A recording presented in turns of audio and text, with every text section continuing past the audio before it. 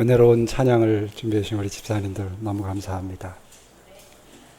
찬양만 계속 듣고 한 시간을 보내면 좋겠다는 생각을 잠깐 했습니다. 너무 은혜로운 감동적인 찬양 감사합니다. 우리나라 경찰청 통계 조사 가운데요, 2013년 그 통계 가운데 한 해의 미아 발생, 우리 국내입니다. 어린이 미아 발생 건수가 나왔는데 얼마나 많이 잃어버리냐면은 2만 3천 명이 한 해 동안에 잃어버린답니다. 믿어지십니까? 2만 3천 명이면 거의 면 단위 하나, 굉장한 숫자입니다. 근데 이 미아가 그렇게 많이 발생한답니다. 1991년 3월 26일 날 여러분들 기억나십니까? 대구의 그 달서구 성서초등학교 학생 5명, 소위 개구리 소년이라고 그러지요. 개구리 잡으러 갔다가 돌아오지 않은 사건이 발생했습니다. 근데 근 10년이 지나서 2002년 9월 26일 날 11년 6개월 만에 이 아이들의 유골이 발견됐어요. 여러분, 아이를 잃어버린다고 하는 게 얼마나 가슴 아픈 일인지 혹시 경험 있으십니까? 저는 1997년도에 저희 큰아이가 그 당시에 6살인지 7살, 한국 나이로 7살, 만으로 한 6살쯤 됐던 것 같아요. 그때 저희 집 가족들이 우리 교회 성도님들이랑 용인 에버랜드를 갔습니다. 근데 그때 사람이 굉장히 많았어요. 근데 큰아이를 잃어버렸어요. 6살짜리를. 한참 다니다 보니까 아이가 없어요. 그래가지고 정신이 번쩍 나는 거예요. 이 사람이 많은데 아이를 잃어버린 겁니다. 그래가지고 신고를 하고 막 찾으러 막 정신없이 다니다가 다시 이제 그 방송인가가 뭐 나왔는지 그 아이들이 이제 그 잃어버린 데 보관하는 그 장소에 갔더니 저희 아이가 울고 있어요. 누군가 이렇게 울고 있는 아이를 데려다 거기다 둔 겁니다. 그래가지고 찾았는데 몇 시간, 아마 그때 한 1시간 넘게 막 정신없이 헤맸던 것 같아요.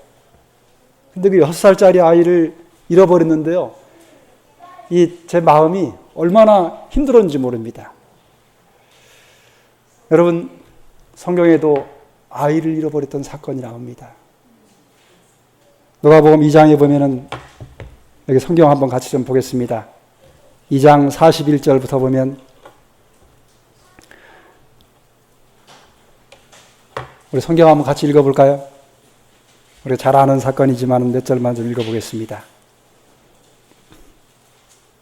여러분 좌우 교독하십시다. 제가 41절 홀수절을 읽고 여러분이 짝수절 읽겠습니다. 그 부모가 해마다 유월절을 당하면 예루살렘으로 가더니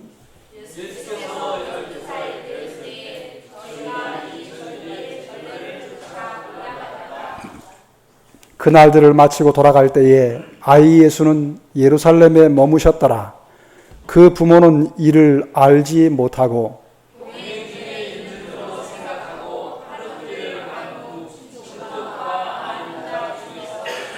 만나지 못함에 찾으면서 예루살렘에 돌아갔더니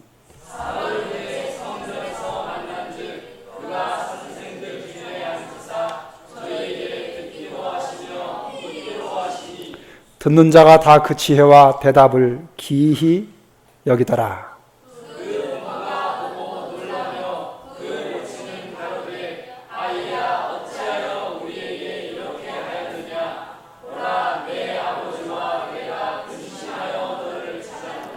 예수께서 가라사대 때 어찌하여 나를 찾으셨나이까?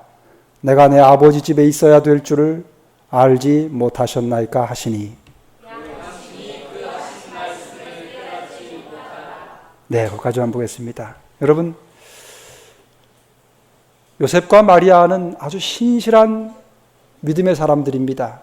하나님께서 이 세상을 구원하시기 위해서 인성을 쓰시고 아기로 태어나실 때 그 어린 아기를 탄생시키고 자라게 하는 책임을 맡길 만큼 아주 신실한, 오늘날로 말하면 그리스도인들입니다. 그런데 여러분, 신실한 그리스도인 부모가 자식을 잃어버리는 게 가능할까요? 성경은 그게 충분히 가능하다고 이야기하고 있습니다. 여러분, 부모에게 있어서 가장 소중한 존재가 누굽니까? 자식입니다. 그 자식을 위해서 부모는 모든 것을 다 바치고 희생합니다. 그런데 그 소중한 자식을 부모도 잃어버릴 수 있다고 하는 겁니다. 여러분, 우리는 이 사건을 통해서 매우 중요한 교훈을 발견할 필요가 있습니다. 자식이 부모에게 가장 소중한 존재라면 그리스도인에게 최고로 중요한 존재는 누구일까요? 여러분에게는 누구십니까? 맞습니다. 그리스도인에게 제일 소중한 존재, 자기의 모든 것을 다 바쳐 헌신할 수 있는 대상은 예수님이십니다. 그런데 여러분, 이 소중한 최고의 존재를 그리스도인도 잃어버릴 수 있을까요? 충분히 그럴 수 있습니다. 가장 소중한 존재임에도 불구하고 그 소중한 분을 잃어버릴 수 있다고 하는 거예요. 그게 요셉과 마리아가 우리에게 보여주는 교훈입니다. 근데 여러분, 요셉과 마리아가 언제 예수님을 잃어버렸지요? 여러분, 이 당시는 유월절을 참여했다가 돌아가는 길입니다. 유월절이라고 하는 것은 구약성경 출애굽기 12장에 나옵니다. 유월절이 어떻게 시작되는지, 애굽에서 이렇게 나올 때 모든 애굽 그 각 집의 장자들이 다 죽을 때 장자 재앙이었지요. 어디만 죽음의 천사가 그냥 지나쳤냐면은 어린 양의 피를 문설주와 인방에 바른 집은 그냥 넘어갔다고 그랬어요. 영어로 패스오버라고 하는데 그냥 지나쳤다 이 말입니다. 그게 유월이라는 뜻이에요. 그게 넘어갔다 이 말입니다. 그래서 장자들이 보호함을 받았어요. 그게 유월절입니다. 그 유월절을, 그 중요한 의미를 되새기기 위해서 이스라엘 백성들은 해마다 그때가 되면 전부 예루살렘으로 전부 다 모였습니다. 유대인들에게 있어서 최고로 중요한 종교 행사가 유월절입니다. 여러분과 저는 제일 중요한 종교적인 날이 무슨 날입니까? 안식일입니다. 그러니까 오늘날로 말하면요, 안식일 예배 잘 드리고, 특별한 안식일 예배 잘 드리고 집으로 돌아가다가 누구 잊어버린 거예요? 아들 잃어버린 겁니다. 제일 소중한. 여러분과 저로 치자면 안식일 예배 잘 드리고 돌아가는데 은혜를 많이 받았다고 하는데 그 받은 은혜 싹 잊어버리고, 예수님의 말씀 충분히 받았는데 예수님 머릿속에서 하얗게 싹 잊어버리고 그리고 돌아가는 겁니다. 그 일이 일어난 겁니다. 여러분, 종교적으로 가장 중요한 행사를 치르고 나서 돌아갈 때 마리아와 요셉이 제일 소중한 아들 예수를 잊어버렸어요. 그런데 잃어버린 것조차도 뭐 했어요? 몰랐습니다. 여러분, 우리가 믿음의 생애를 살면서 또는 인생을 살면서 하나님과의 관계에서 또 신앙을 지키면서 무언가 우리가 중요하고 소중한 일을 행한 뒤에 그 중요하고 소중한 일의 가장 핵심이 되는 예수님을 잃어버린 채, 그것도 예수님을 잃어버렸다는 사실도 알지 못하고 그냥 지나칠 수 있다고 하는 사실을 이 사건은 우리에게 가르쳐주고 있는 것입니다. 여러분, 그 일이 가능합니까? 여러분들 생애에 그런 일이 경험적으로 있으십니까? 근데 여러분, 이 사건에서 예수님은 그날 엄마 아빠를 따라가지고 집으로, 유월절에서 다 마치고 모두가 다 집으로 가는데 집으로 안 갔어요. 어디 계셨느냐? 성전에 머물러 있었습니다. 근데 여러분, 성전에 왜 머물러 있으셨는지를 시대의 소망이라고 하는 책에 보면 이렇게 기록합니다. 그는 그 감명을 주는 유월절 예식을 목도하셨다. 그는 날마다 그 뜻을 더욱 분명히 깨닫게 되셨다. 의식의 모든 행사는 자신의 생명과 관련이 있는 듯이 보였다. 그는 조용하고 열심히 어떤 큰 문제를 연구하여 내려고 하는 듯이 보였다. 당신의 사명의 신비가 구세주의 앞에 공개되고 있었다. 이런 장면을 명상하는 일에 골똘하여 그는 부모 곁에 머물러 있지 아니하였다. 그는 홀로 있기를 원하셨다. 유월절 예식이 끝난 후에도 그는 아직 성전뜰에 남아 계셨다. 그리하여 다른 참여자들이 떠나간 후에도 그는 뒤에 처지셨다. 여러분, 예수님이 왜 성전에 혼자 머무르냐면 한번 생각해 보십시오. 제가 연수원에 오기 전에 일선 교회를 담임하고 있을 때요, 목회자들이 제일 마음적으로 이렇게 평화롭고 한적한 시간이 언제냐면 안식일 오후에 모든 교회 활동이 다 끝나고 성도들이 다 집으로 돌아간 다음에 가족들만 덩그랗게 그 큰 교회에 남아있을 때, 그때가 한편으로는 제일 조용하고 평안한 시간이면서도 허전한 시간입니다. 그냥 금요일 오후부터 막 정신없이 북적북적 하다가 안식일 오후가 되면 싹 가요. 그러면 조용하지요. 교회 들어가면 뭐 애들이 왔다 갔다 하는 그 흔적들이 쭉 있고, 교우님들이 본당에도 들어가 방에도 뭐 여러 방마다 그 흔적들이 너저분하게 다 있지요. 그리고 조용한 그 시간을 이렇게 둘러보면 그때가 제일 조용하고 한편으로는 공허해요. 근데 여러분, 예수님이 그 수많은, 교회가 아닙니다, 그 이스라엘 민족 전체가 다 모인 그 벅적벅적한 유월절을 보내고 싹 빠져나간 그 조용한 텅 빈 그 성전에 어린 12살 된 초등학교 6학년 아이가 혼자 남은 것입니다. 왜 남았냐면요, 무언가를 깊이 생각하는 겁니다. 그리고 그 무언가 깊은 생각에 어른도 아닌 아이가 깊은 상념에 빠져들어가서 무언가를 깊이 생각하는데 다른 사람이 여럿 있으면 방해가 되니까 혼자 조용한 시간을 갖고 싶었던 겁니다. 그리고는 생각에 잠겼습니다. 무슨 생각일까요?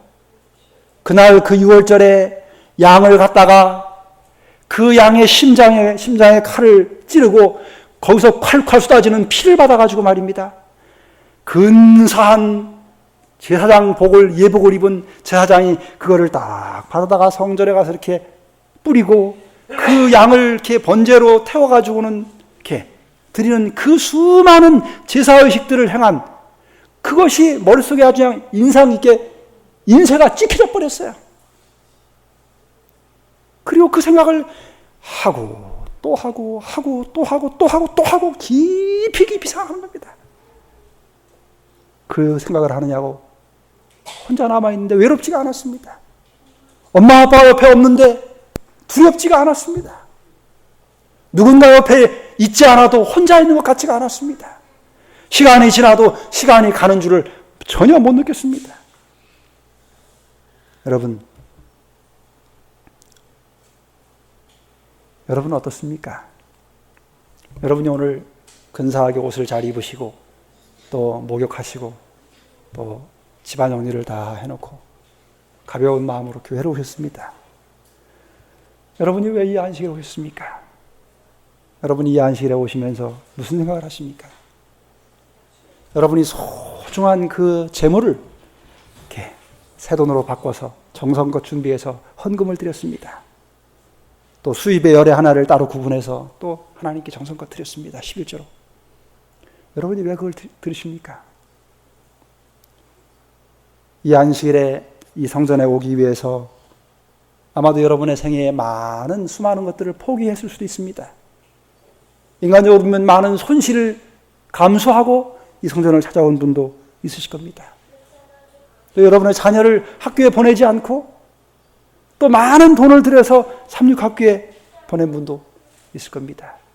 몸이 피곤하고 지쳤지만은 좀 쉬고 싶지만 그 피곤을 무릅쓰고 성전을 찾아오신 분도 계실 겁니다.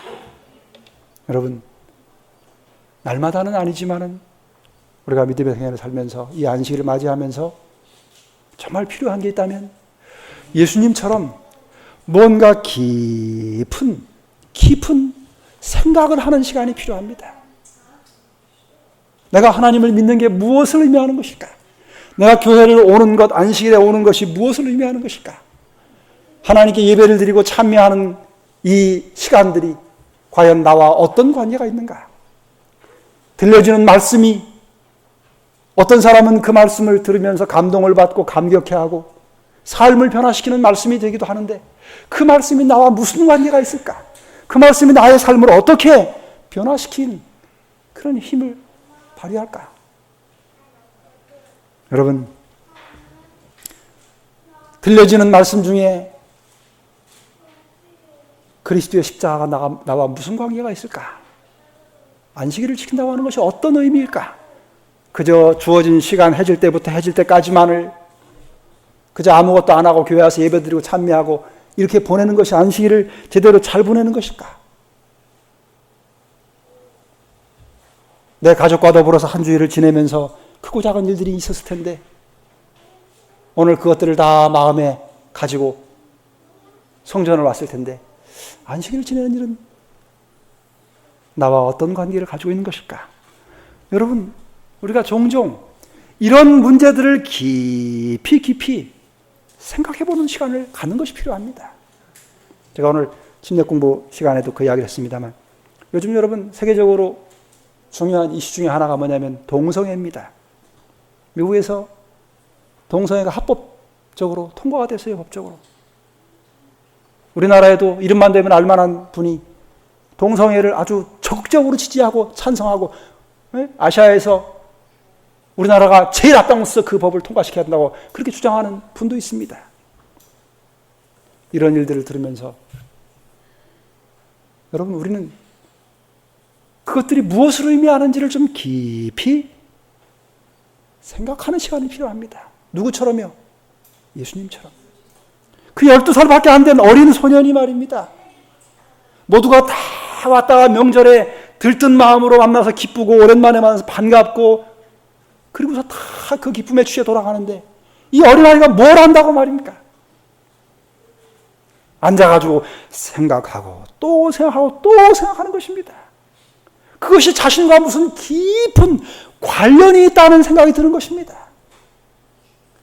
그 숨을 헐떡이면서 피를 콸콸 쏟으면서 죽어가는 그 어린 양이 자기와 무슨 깊은 관련이 있는 것 같아요. 그것이 알고 싶은 것입니다. 다 깊이. 여러분, 우리도 말입니다. 예수님처럼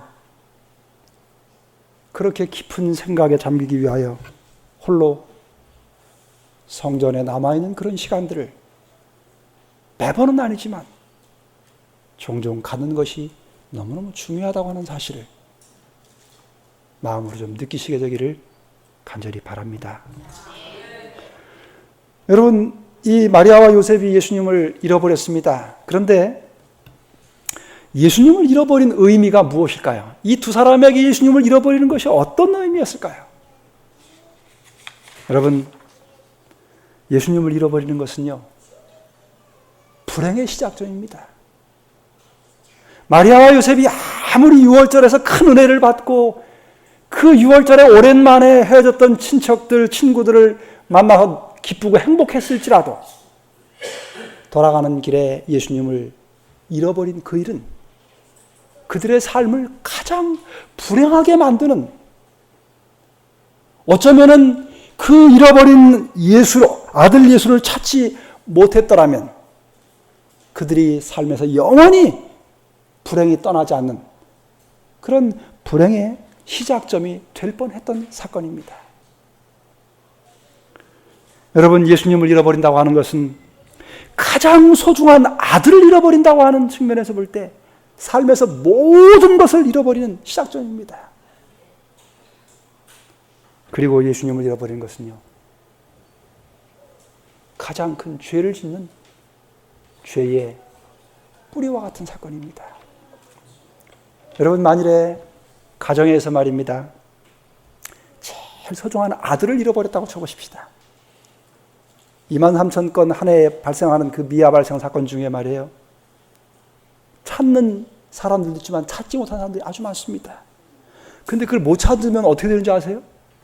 어떤 부모는요, 몇십 년 동안 그 아이를 찾기 위해서, 그 아이가 지금 커 성인이 됐을 만큼 그렇게 세월이 흘렀는데도 여전히 그 아이를 찾기 위해서 온갖 재산 다 바치고 직장 다 포기하고 삶을 완전히 접어놓고 그 아이를 찾다가 평생을 보냅니다. 그리고 평생 불행하게 지냅니다. 평생 슬픔 중에 사는 겁니다. 여러분, 가정에서, 아니 그리스도인의 삶에서 예수님을 잃어버렸다고 한다면, 가장 소중한 분을 잃어버리겠다고 한다면 그 삶이 어떨지를 우리는 상상해 볼 필요가 있습니다.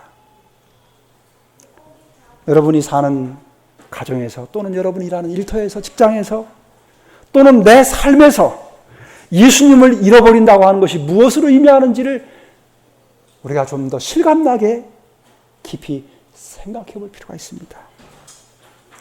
여러분, 예수님을 잃어버리는 것은 모든 고통의 시작점입니다. 그래서 예수님을 잃어버리지 말아야만 됩니다. 근데 여러분, 이 두 요셉과 마리아가 예수님을 잃어버린 다음에요, 하루 길을 가는 동안에 예수님 잃어버린 것을 까맣게 몰랐어요. 그런데 더 재미있는 사실은 예수님을 잃어버린 줄을 알지 못한 그 시간 동안이 행복했을까요? 불행했을까요? 즐거웠을까요? 즐거우지 않았을까요? 즐거웠습니다. 아주 즐거웠어요. 왜요? 네. 그 6월절 회식 유월절 참여했다가 오랜만에 만난 그 친구들, 친척들을 만나가지고 얼마나 기쁜지. 여러분들 장막회 가거나 이렇게 하면 오랜만에 같이 신앙생활을 흩어있던 분들 만나면 어때요? 밤새는 줄 모르고, 시간은 줄 모르고 이야기하고 즐겁지요. 그리고 우리 집에 가자고 하면서 말이다 데리고 올 때 있지요. 마리아 요셉이 그랬어요. 예수님을 잃어버린 그 시간이 제일 기쁘고 즐거웠어요. 왜요? 뭐를 몰랐기 때문에요? 예수님을, 아들을 잃어버렸다고 하는 사실을 몰랐어요. 모르니까, 모르는 게 약이라고 말입니다. 모르니까 뭐였어요? 행복했어요. 모르고 집으로 다시 돌아가는 귀향길에 걸어가면서 이야기하면서 얼마나 기쁘고 즐거운지 말입니다. 그냥 하루 시간이 금방 가는 것처럼 그렇게 갔어요. 그런데요, 그 기쁘고 즐거웠던 시간이 아침 출발해서 점심때까지 많은 길을 걸어갔어요. 그 사이에 예수님하고는 그만큼 멀어졌습니다. 점심 먹고 또 저녁까지 가는 시간에 시간이 흐를수록 뭐 했어요? 점점 예수님과 거리가 점점 멀어지는 겁니다. 여러분, 우리가 이 땅에 살면서요, 예수님 잃어버리고도요, 기쁘게 살 수 있습니다. 여러분, 오해하지 마십시오. 그리스도인들이 항상 기뻐하라 그러지요. 그 항상 기뻐하라고 하는 데살로니가서에 있는 말씀이 마리아와 요셉이 예수님 잃어버리고 기뻐했던 그 기쁨을 이야기하는 게 아닙니다. 그런데 많은 그리스도인들이 예수님 잃어버린 시간에도 기뻐하고 즐거워하며 살 수 있습니다. 뭐를 모르면요, 예수님 잃어버린 줄을 모르면 그럴 수 있어요. 근데 그것이 그 즐거움의 시간이 흐르면 흐를수록, 하루 지나 이틀 지나 3일 지나 한 달 지나 1년 지나 시간이 흐를수록 어떻게 되는지 아세요? 예수님하고는 거리가 점점 멀어집니다. 그 멀어지는 것조차도 모르는 상태에서 그렇게 즐겁게 살아갈 수 있어요. 여러분, 요즘 소위 그리스도인이라고 하는 사람들도요, 교회에서 무슨 이야기 듣기 좋아하는지 아세요? 자기 개발 이야기. 자기 개발을 어떻게 인간관계는 어떻게 하고 뭐는 어떻게 하고 이런 것들 듣기 참 좋아합니다. 긍정의 힘이라고 하는 책 아시죠? 조지 오웬인가 어떤 사람이 쓴 오스틴인가가 쓴 책입니다. 그게 그게 굉장히 많이 팔렸어요. 여러분, 우리가 예수님을 잃어버린 줄을 모르면 그 모르는 것 때문에 즐겁게 살아가면서도 예수님과 더 멀어질 수 있습니다. 여러분, 혹시 우리들도 그런 형편에 있지는 않은지를 돌아볼 필요가 있습니다. 우리가 주님이 우리 곁에 계시지 않는 것을 깨닫기까지요, 시간이 흐를수록 그 시간에 비례해서 어떤 현상이 벌어지냐면 예수님과 점점 멀어집니다. 고린도서 13장 5절에 너희가 믿음에 있는가 너희 자신을 시험하고 너희 자신을 확증하라. 예수 그리스도께서 너희 안에 계신 줄을 너희가 스스로 알지 못하느냐. 그렇지 않으면 너희가 버리운 자니라. 여러분, 예수님이 내 곁에 내 마음속에 계시지 않다고 하는 것을 깨닫기까지 점점 예수님께로부터 멀어지는데요. 불행하게도 말입니다. 그런 일은 발생하지 말아야 되지만 불행하게도 삶을 마칠 때까지 내 안에 그리스도께서 계시다고 하는 사실을 알지 못한 채 그냥 지난다면 예수님은 영원히 우리 곁에 계시지 않을 수도 있습니다. 그런 사람들이 성경에 나옵니다. 오늘 여러분 곁에, 여러분의 마음속에 생명과 구원이 되시는 예수님이 계신지를 다시 한번 살펴보시고 주님이 내 안에 계심을 확인하는, 그리고 혹 주님이 내 안에 계시다고 하는 사실을 깨닫지 못하고 또 계시지 않은 것을 발견하게 된다면 속히 주님을 찾고자 돌아가시게 되기를 간절히 바랍니다. 여기 보니까 이 요셉과 마리아가요, 예수님을 잃어버리고도 즐겁게 지낼 수 있었던 이유가 뭐냐면 친구하고 친지들하고 함께 이렇게 여행하는 기쁨의 마음을 빼앗겼습니다. 그래서 걱정하지 않았어요. 여기 예수만 보면 그렇게 기록합니다. 걱정하지 않았다고. 언제까지 그랬느냐? 저희는 가는 도중에 친구나 친지와 함께 여행하는 기쁨에 저희 정신을 빼앗기어 밤이 되기까지 예수가 없는 것을 알지 못했다 그랬어요. 언제까지요? 밤이 되기까지. 어두움이 찾아올 때까지 예수님이 곁에 없다고 하는 사실을 깨닫지를 못했습니다. 여러분, 우리의 삶에요, 종종 예수님이 내 안에 계시지 않다고 하는 사실을 모른 채 어디까지 갈 수 있냐면요, 어두운 밤 시간까지 갈 수 있습니다. 그 밤은 사람마다 조금씩 다릅니다. 어떤 사람은 육신이 병들어서 질병이 걸려서 고통 가운데 처하기까지 그런 질병의 밤이 찾아올 수도 있습니다. 어떤 사람은요,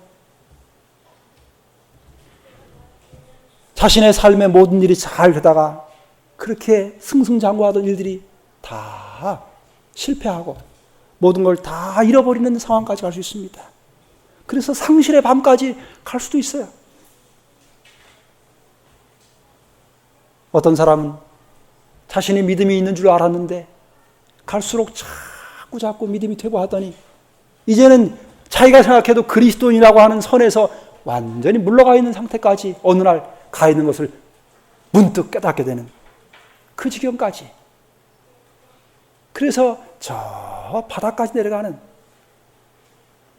후퇴하는 신앙이 연약해지는 그런 밤까지 갈 수도 있습니다.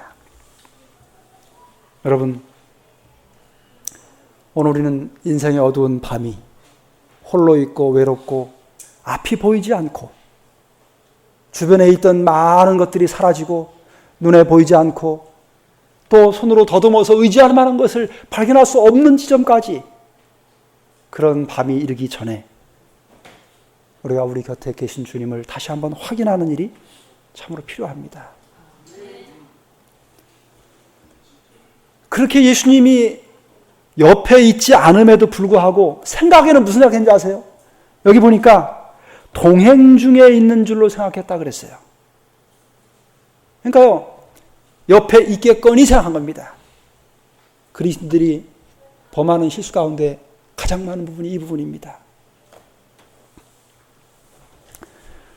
예수님이 내 곁에 있겠거니 하고 생각하는 것입니다.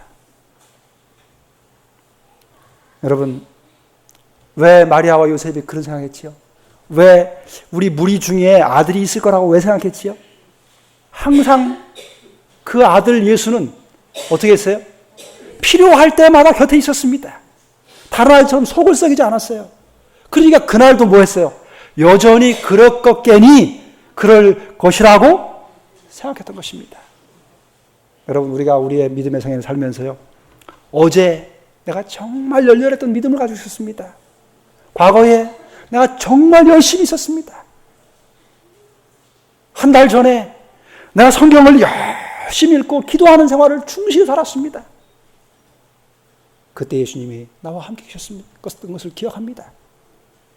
그런데 오늘도 어제 내 곁에 계시던 예수님이 내 옆에 있을 것이라고 가정하고 살아갈 수 있습니다.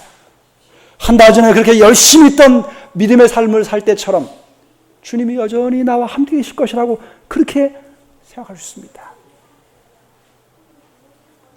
하나님께 주셨던 그 귀한 축복들의 과거의 경험들을 떠올리면서 지금도 여전히 내가 주님과 함께 있고 그 축복을 받고 있다고 생각할 수 있습니다.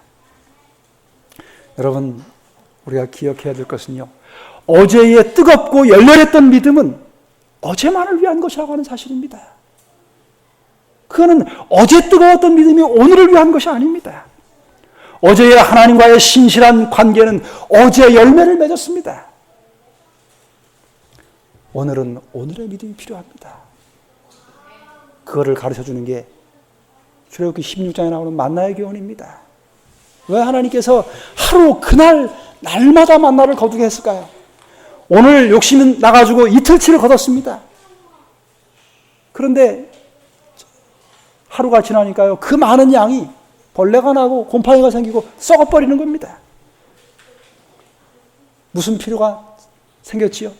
오늘 다시 또 가서 다시 만나를 거둬야 될 필요를 깨닫게 해주시는 것입니다. 여러분,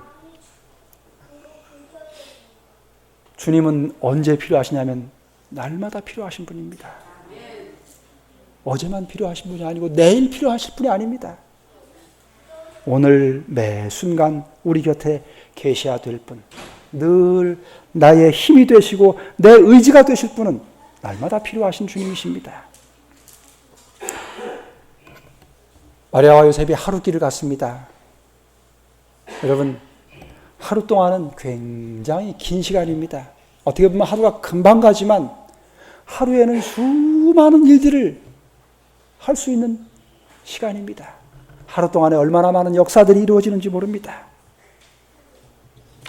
여러분, 하루를 잃어버린 채 간 다음에 며칠을 찾냐면 사흘길을 찾았다 그랬어요. 우리가 예수님 없이 만일에 하루를 간다면 우리는 며칠을 찾아야 되냐면요, 적어도 사흘을 찾아야 됩니다. 그 찾는 사흘 동안에 마리아와 요셉은 무슨 생각을 했냐면요, 떠올린 게 뭐냐면 예수님이 탄생했을 때, 베들레헴에서 탄생했을 때 어떤 일이 벌어졌지요? 동방 박사들이 경배하러 왔습니다. 근데 예수님을 찾으려고, 아기 예수를 찾으려고 하다가 어디까지 가요? 헤롯 왕에게까지 가지요. 그러니까 헤롯이 어떻게 해요? 찾으면 나한테도 이야기해서 나도 가서 경배하게 해달라고 했는데 천사가 그냥 중간에 가라고 그래서 어떻게 했어요? 다른 길로 갔지요. 그러고 나서 헤롯이 무슨 일을 저지릅니까? 그 사실을 안 때부터 2살 이하의 아이들을 다 죽이라고 명령합니다. 그래서 아이들이 다 죽었어요.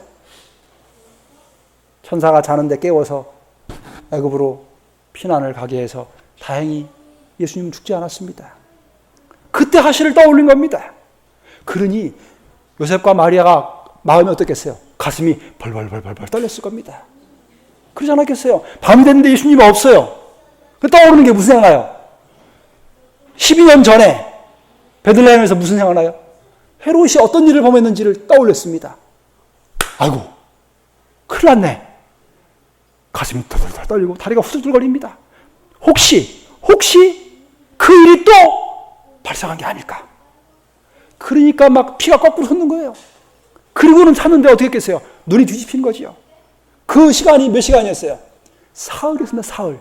하루 즐겁게 예수님 없이 기쁘게 지나고 나서 사흘 동안을 막 피가 마르도록 여기 가서 정신없이 물어보고 여기 가서 물어보고 정신이 나간 사람 같지요. 저 사람들 제정신이 아니야. 아들 잃어버리더니 저 사람 미친 사람 같아. 그리고 3일간을 막 사흘을 잠도 못 자고 말입니다. 계속 제대로 먹었겠어요? 제대로 먹지 못했습니다. 잠잤겠어요? 잠 못 잤습니다. 지금 정신 뒤집혔어요. 눈이 뒤집히고 보이는 게 없습니다. 미친 사람처럼 여기 가서 저기 가서 막 정신없이 다니는데 사흘을 그렇게 다녔어요. 모습은 그랬는데 마음은 어땠을까요? 마음은 거의 죽음보다 더 큰 고통을 당했을 겁니다. 그 고통 속에 예수님을 찾았습니다. 여러분, 저는 이 사건을 보면서 12 제자들이 떠올랐습니다. 3년을 예수님을 따라다니면서 말입니다. 예수님 따라다닐 때는 얼마나 신났겠습니까? 물고기 2마리, 떡덩이 5개 갖다가 5,000명을 기도하고 나니까 계속 나누어주고 죽은 사람을 일으키고 말입니다. 물리를 걸어 다니고 병자를 이렇게 세우고 앉은 병 이렇게 세우고 신나고 기가 막혔습니다. 모든 게 다 될 것 같았어요. 예수님 왕 되면 한 자리 차지할 거고 하니까 너무너무 행복하고 즐거웠습니다. 그런데요, 예수님이 십자가에 힘없이 돌아가시고 나서 사흘 동안을 무덤 속에 계시는 동안에 제 아들의 마음이 어땠을까요?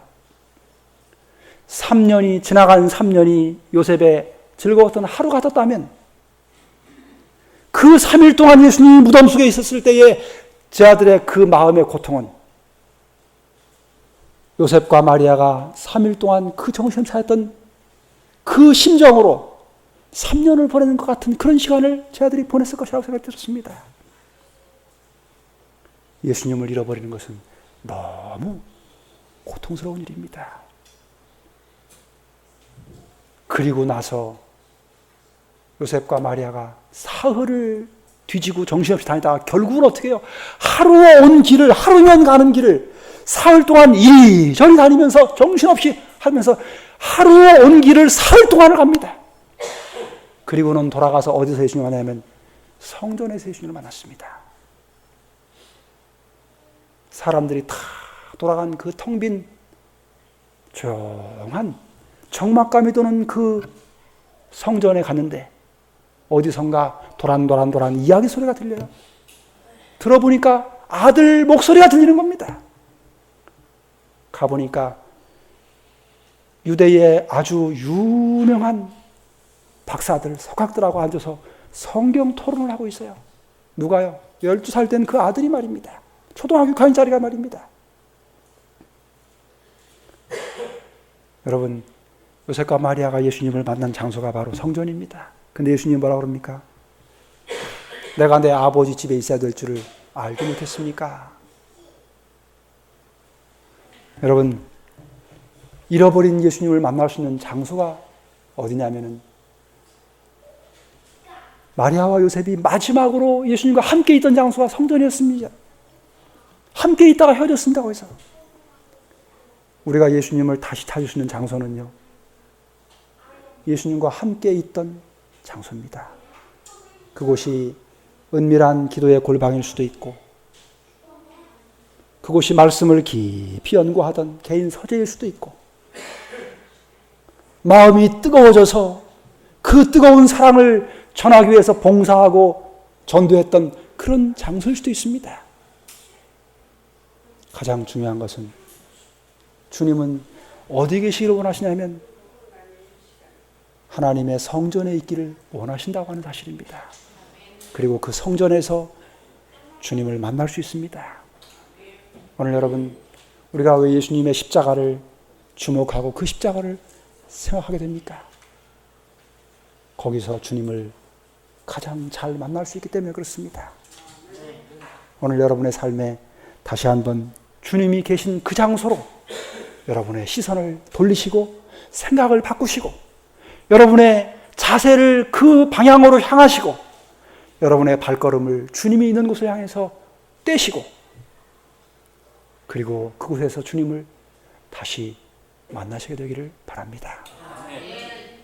오늘 이 안식일에 주께서 우리를 위해서 중보하시는 주님이 계시는 곳으로 우리의 시선을 향하시고 그분이 우리를 위해서 피 흘려 돌아가신 그리스도의 십자가로 다시 한번 시선을 향하셔서 주님을 새롭게 만나고 그 어쩔 줄 모르는 고통스러운 그 마음에 참된 평안과 위로와 회복을 주시는 주님을 만나는 귀한 축복의 시간이 되시기를 간절히 바라면서 말씀을 마치겠습니다.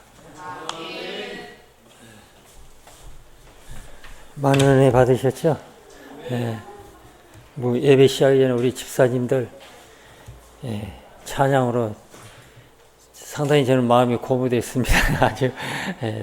아주 아름다운 찬미를 우렁차게 해주셔서 대단히 감사합니다. 규례교회가 그래도 살아있는 교회구나 이렇게 생각이 들더군요.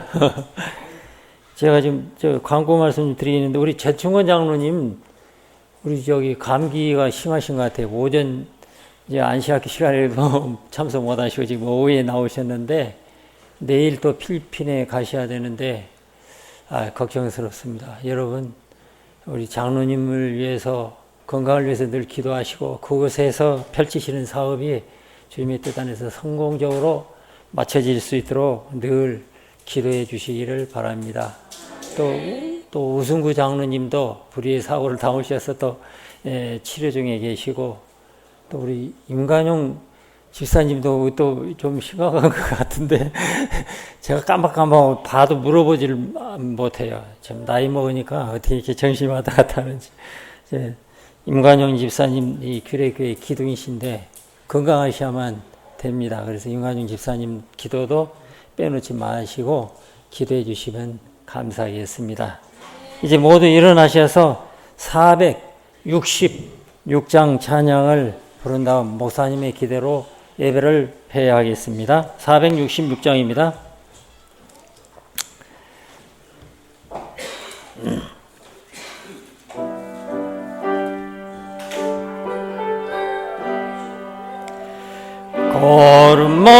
걸음마다 주와 함께 숨 쉴 때도 주와 함께 언제든지 주와 함께 내 생활 모두 기도라. 기도 시간 기쁨 넘쳐 하늘의 평화 마음에 차고 생명샘물 솟아나네. 무릎 꿇고 기다리면 속삭이는 주의 음성 성경 말씀 확실하여 내 소망 거기 다 있네.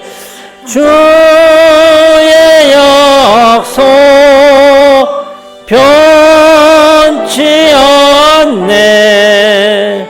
기도의 능력 하늘을 열어 빛난 영광 보여주네. 높이 들린 보좌 위에 사랑이신 아버지와 내 죄 속한 구주 예수 날 인도하는 성령님 기쁜 교제 하나 됐네. 하늘의 뜻이 땅에서 이루 전국 생활 즐거워라.